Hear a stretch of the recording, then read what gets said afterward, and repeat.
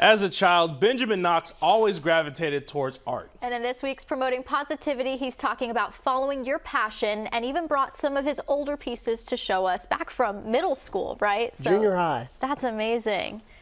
So this is a drawing of a Porsche 911 Carrera that I did. I loved drawing cars, and it's a cutaway. I think the key thing is when you're doing something constructive like creating, it enables you to dream and you start thinking about cool things. So actually that turned into designing cars. This is a Knox Zorro, or Zorum. I thought so.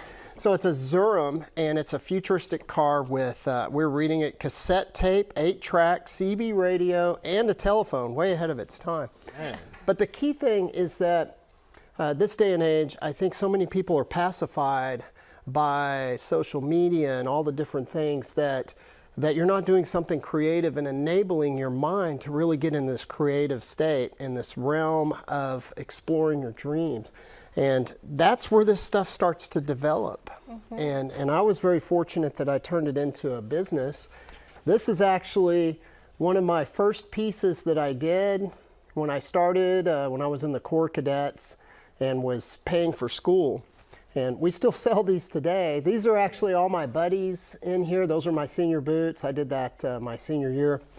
And it was really cool that it turned into a whole career in business. But it all started from being a kid and dreaming. Yeah. And thinking, oh, I can create this artwork and sell this. But that's not going to happen unless you start getting, into that space. Oh yeah, of course. Now, before it became a career of yours, was art always just an escape for you? You just picked up a pen and paper, just doodled as much as you can?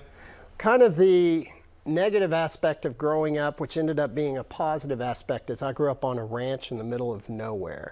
And this was before, we had the rotary phone and a TV really small.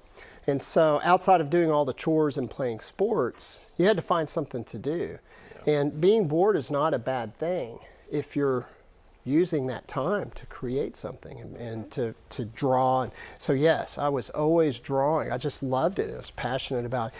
But I also got positive feedback. Whenever I would do drawings like this and show it to my family or friends, it was always positive, like, oh, that's cool. There's always encouragement. So you're going to go towards the positive encouragement that you get.